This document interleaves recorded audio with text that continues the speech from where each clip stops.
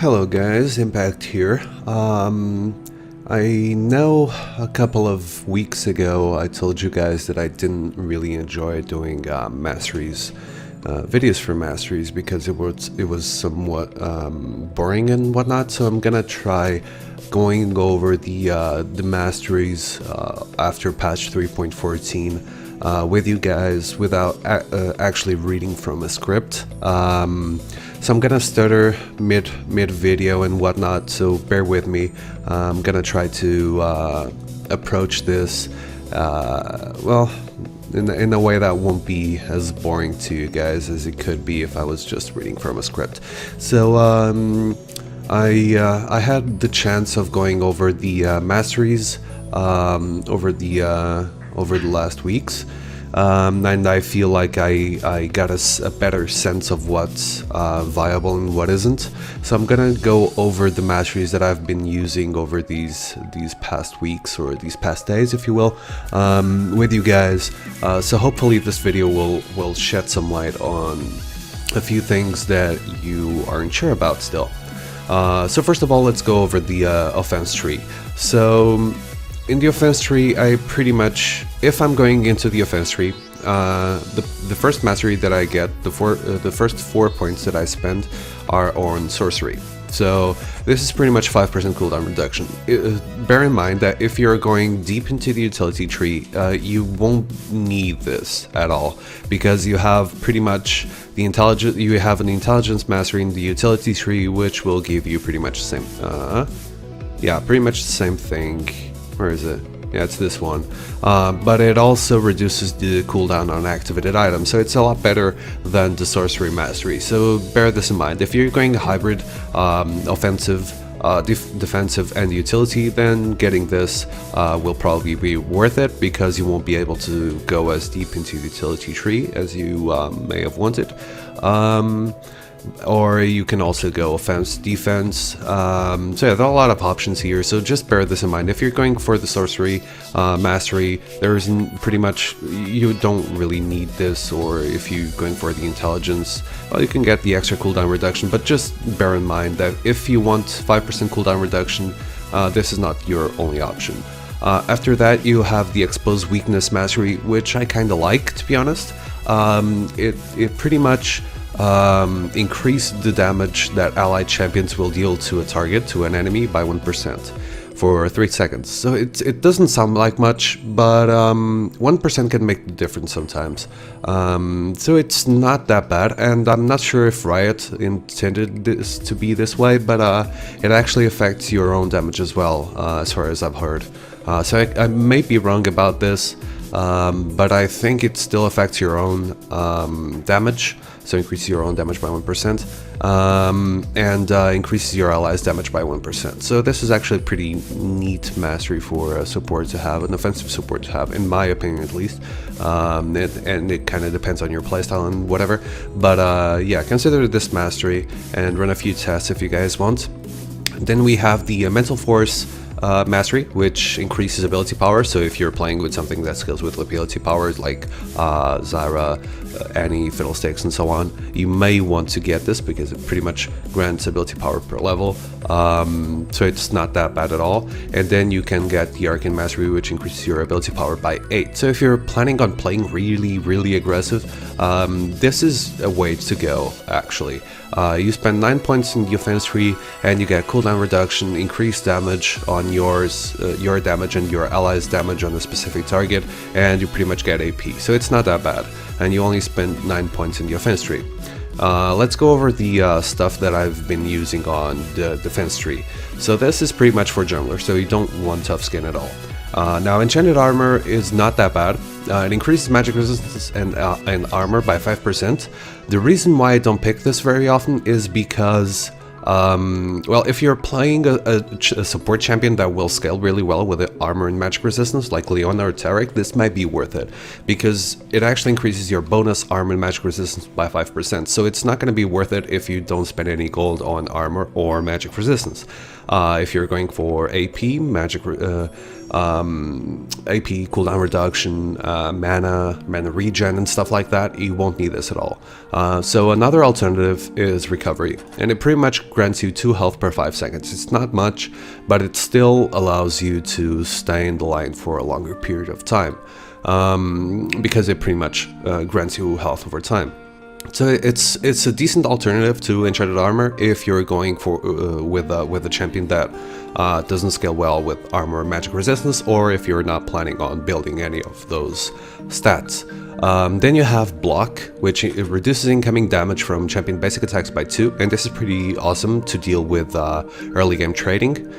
This is, I wouldn't say this is really effective in mid game, but it might be a lifesaver early game, and it kind of makes your trades a lot safer as well, because even like you land a skill shot on an enemy or your damaging skills, and if he attacks you, you're gonna take less damage from it. So I think this is a pretty neat mastery to have. And then if you get 2 points on block, you can get the Unwielding Mastery, which reduces all incoming damage from champions by 2 if you're melee, or by 1 if you're ranged. So I'm pretty sure I really like this as a support. I always get these three points in the defense tree, because it just helps you out so much early game, and I actually recommend every single support to get some points in the defense tree, even if you're going offensive. So these 3 points I think you should always consider getting. Then you get the Veteran Scars, which increases your health, and this is, yeah, like if you're playing support, even if you're going really aggressive, one thing you should always have in mind is that you have to keep your lane presence. So you need to attack your enemies, you need to auto attack them, you need to let them know you're there. So you need to let them know you mean business, actually. So getting health pretty much grants you a larger window for messing up. So even if you step forward a little bit too much in order to land your stuff, even if you get harassed back, well, you still have some extra HP and health regen, for instance, and you get reduced damage from the block and wielding masteries. So I really like this little combo here, just to deal with the early game aggression by the enemy AD carry or even support. And Juggernaut increases your maximum health pretty much, and this is especially good if you're planning on building some HP. But yeah, I really like these 9 points. Actually, these 9 points I actually get in every single game. Now let's see. So you have Ardennes, which I use pretty often as well, and it pretty much gives you armor. So this is especially good early game. Once again, mid game is also pretty decent, and it reduces damage taken from critical strikes by 10% if you go for the reinforced armor. Now, this may not be worth getting if you're swapping. So if you're going top and the top laner is going bottom, so if you're planning on doing 2v1s, unless you're playing like something against something like a Tryndamere, which doesn't crit a lot, I don't really see the point in getting this. But if you're playing on the 2v2 line, this is actually pretty decent as well, especially if you're playing on something like an Ashe that can crit pretty often. I actually recommend getting reinforced armor. Resistance increases your magic resistance, so it's pretty much self-explanatory. Evasive reduces damage taken by 5% from area of effect magic damage, so this is pretty decent against Fiddlesticks, Annie. So if anyone out there is wondering how you can counter Annie, this won't be the way to counter Annie, but it will be a way to actually reduce the damage she deals to you with her W and with her Tivers. So this is not bad at all to take against those kinds of champions, those kinds of matchups. So let's see, I don't really take swiftness that often, unless I'm like, I can see this work against, say, Lulu if you're playing a Leona or something. So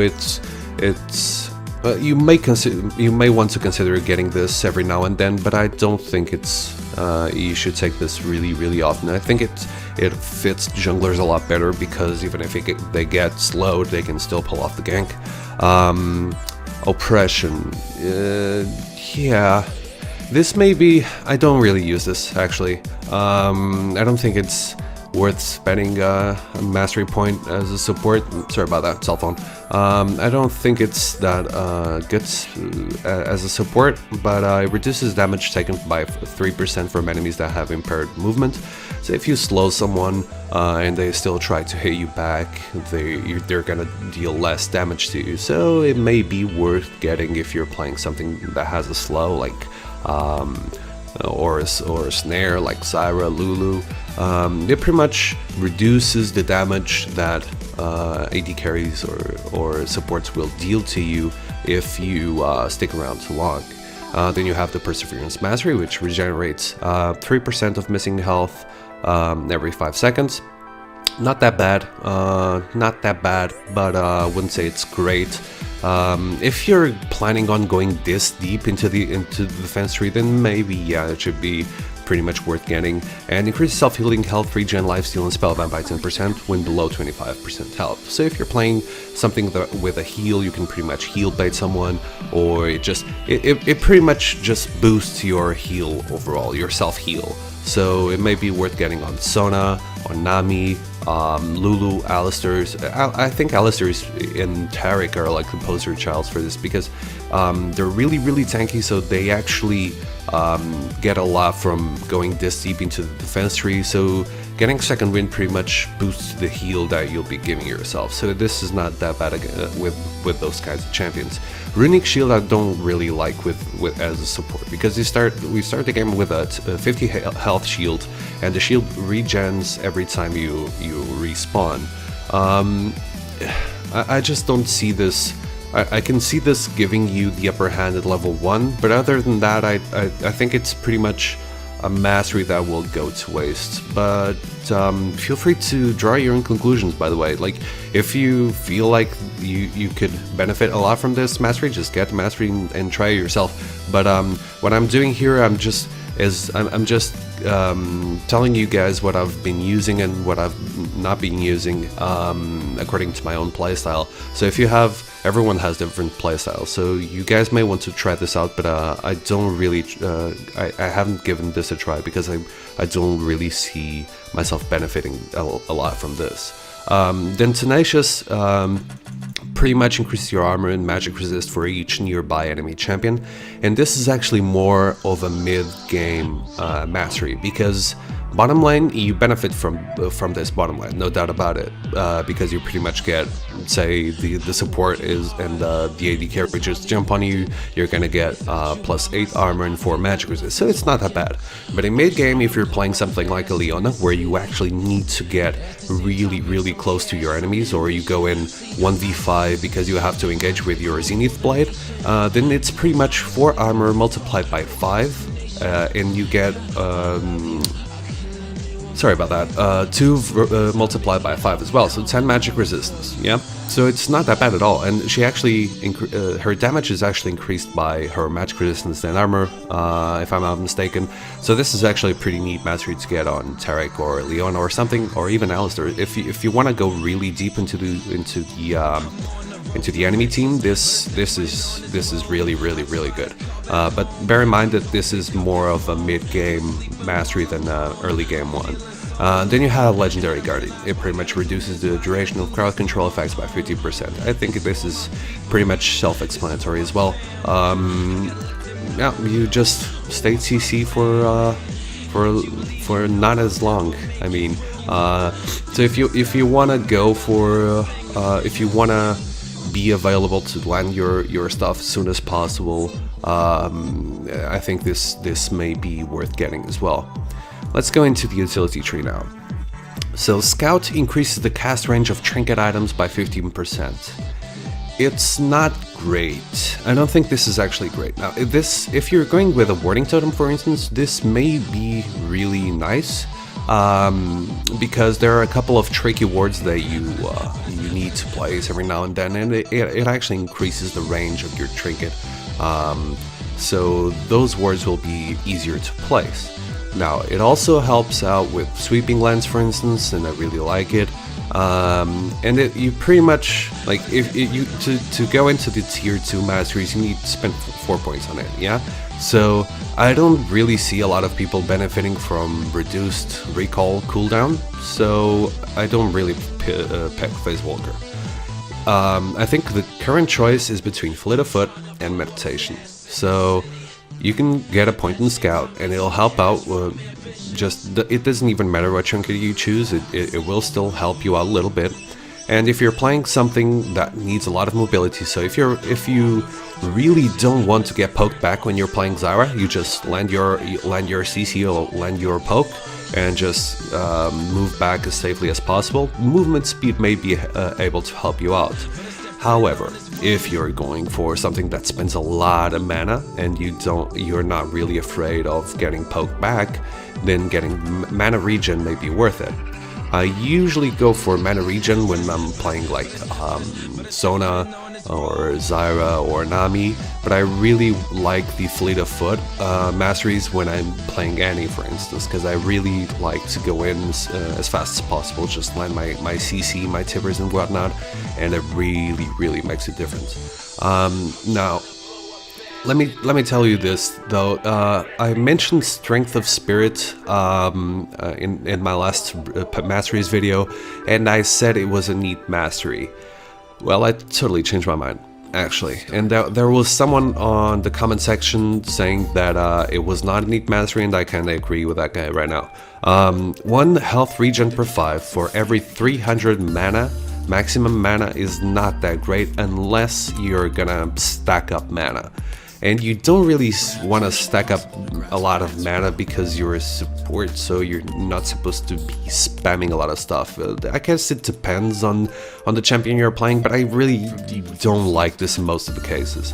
What I usually do is get reduced cooldown on summoner spells. This is pretty much mandatory. 10% reduced cooldown on summoner spells is really big. And then I get 1 point in Alchemist, because it increases the duration of potions and elixirs by 10%, and I get this because of the potion part. And I'll get back to you as soon as we go to the Culinary Mastery. Now, Greed helps you out a lot with your gold income, like a lot. 1.5 gold every 10 seconds is like a free Philosopher's Stone back in the day. So I really like this. And then you can get pretty much Culinary Mastery. Health potions are upgraded into biscuits, which restore an additional 20 health and 10 mana instantly upon consumption. Now, you pretty much get your... This is why I said I talk about this about the duration period of potions when I talked about the Culinary Mastery. So let's say you go back for the first time, you upgrade your gold income item, and you get a couple of health potions, yeah? So by getting a couple of health potions, first of all, the potions will last 10% longer. So you're gonna be regenning your HP for a longer period of time, which is pretty good already. You can you have a lot more room for mistakes, if you will, by having that little mastery. Now, the Culinary Mastery, I can't even begin to describe how many times this mastery has actually saved my life. So let's say you get ganked, and someone puts the Ignite on you. Even though the Ignite reduces the HP regen by 50%, if the last tick of Ignite is actually gonna kill you and you pop 2 health potions, you pretty much get 20 HP plus 20 HP, which will be reduced by 50% because of the Ignite. So 20 HP still, overall. It can pretty much save you. Or it can also, like if you still don't have the mana for landing that last hit, popping up a biscuit can give you instantly 10 mana, so you can get that last hit and you can get the first blood, for instance. I've gotten, like, I have actually been able to not die from a gank from the jungler, which will grant them first blood. And I actually got the first blood for my own team because of this little mastery. So do not neglect this. I know 20 HP and 10 mana don't sound like a lot, but it's instant regen. So you get 20 HP and 10 mana instantly when you use the items, when you use your potions. So I really like this mastery. I didn't like it at all when I actually looked at it for the first time, but definitely consider it. I don't really like Runic Affinity because you pretty much you're not gonna get buffs, to be honest, or most of the times you're not gonna get buffs. Spell Vamp would be decent if there weren't any other pretty decent options, and I think there are, especially the greed one. And if you get 3 points in greed, you can get 1 point in scavenger, and it's gonna give you 1 gold every time an ally kills a nearby lane minion, so it pretty much works the same way as Ancient Coin. Then you can get wealth. It increases your starting gold by 40, so you can get an extra HP pot, for instance. And then you can get inspiration, which gives you extra XP, experience every time you're near a higher level allied champion. So it's pretty good as well. You don't actually need to be near one of your teammates and wait for them to farm. You're just getting XP just by staying near them. So it helps out when you start falling level wise, because you have to roam and whatnot. So this is actually pretty good. And by getting 1 point in wealth, you can get bandit. Now, if you're playing a melee champion, it's gonna give you 15 gold on champion kill or assist, and if you're ranged, it's gonna give you 3 gold each time an enemy champion is attacked. This won't trigger on the same champion more than once every 5 seconds, so this is pretty cool. This, especially, like, if you think about Spell Thief's Edge, this is pretty much the same thing Spell Thief's Edge gives you, but you don't get as much gold, granted, but it's still really good if you want to just keep your gold income just flowing as best as possible. So this is actually a pretty good mastery to get if you're playing support, pretty much. The intelligence mastery I actually talked to you about earlier, it pretty much gives you 5% cooldown reduction and reduces cooldown of activated items by 10%. So if you're going for something like a talisman, that was the previous Shirelia's, I guess, or Mikhail's Crucible, or Randwin's Omen, or something like that has an active, I think intelligence is really great. Now, Wanderer will increase your movement speed while out of combat by 5%, and this is actually pretty neat because it just boosts your roaming potential a little bit, and it may help out if you're playing Leona, even though I don't really recommend going 21 points in the utility tree if you're playing Leona. Now, yeah, I'm getting a PR. Let's get this done with. So, let's delete this mastery page. Now, the mastery page that I've been using are 0, 13, 17. As I told you, like, I went for recovery, block, unwielding, veteran scars, juggernaut, hardiness, and reinforced armor, just for early game protection. And then I get the extra mana, the trinket range increase, the cooldown reduction on summoner spells. So yeah, potion duration increase, culinary mastery, the extra gold income, and the XP mastery. So this is a pretty standard, if you will, a standard mastery page. There are a lot of stuff you can do with mastery page. You can get like the cooldown reduction, and you can get the extra cooldown reduction here. You also get cooldown reduction on activated items. So this is another mastery page that you can go for. I use a couple of different mastery pages, so 0, 9, 21, 9, 4, 17. This is actually pretty squishy, but if you're pretty sure that your enemies won't be able to deal any damage to you, then maybe this is actually a good option, because it actually boosts your AD carries damage on your target. And you still get all of the goodies and gold income from the utility tree. Then tanky kill. I usually use this for Leona and stuff like that. So really tanky. I don't get a lot of gold income. I don't get the starting gold, and I don't get the bandit mastery. Don't get the XP either. Sorry about that. But I really like this as Leona, for instance. No, even though I don't get the enchanted armor, which I probably should. I should switch these two. Anyway, Then I get the 8, 5, 17 for a little bit of extra tankiness, not as much ability power, and it's pretty much the same thing. And then there's something else that I've been trying out. I've been trying out 0, 30, 0. So every single mastery point on the defense tree. Now, why would I do this? This is actually pretty decent on Leona because you get a lot of armor and a lot of magic resistance and a lot of tankiness. This is actually pretty good on Tarek. This is good on Alistair. Notice that I actually have the second wind here, so self heals are boosted. You pretty much don't get damage at all with this mastery page during the landing phase. After that, you're gonna get damage if you don't build items, but this will result in a really safe landing phase, especially if your damage just scales off resistances like Leona or Tarek.